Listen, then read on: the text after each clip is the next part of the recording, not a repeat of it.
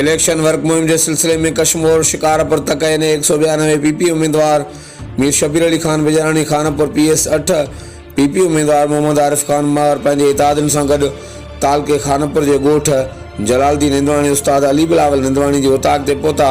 गोठाणनि PP अगवाणनि के काफ़िले मथां गुलनि जी वर्खा करे हिमायती नारनि सां पुरजोश इस्तक़बाल कयो। गोठ के चंगे मुड़स उस्ताद अली बिलावल निंदवाणी मोज़िज़ मेहमाननि खे सिंधी सूखड़ी अजरक जा तोहफ़ा पेश करे गोठाणनि समेत 8 फरवरी जनरल इलेक्शन में वोट ऐं सपोर्ट जो ऐलान कयो।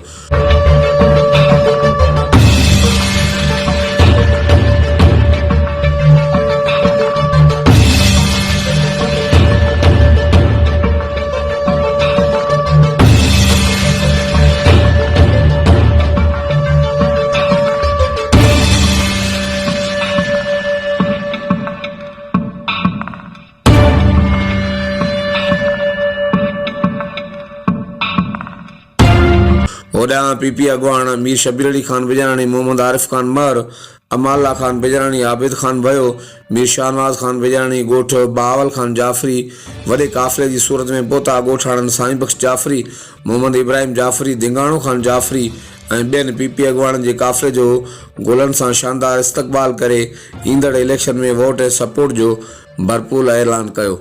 हर वक्त आगाह लाइ ॾिसंदा रहो GTN वेब न्यूज़।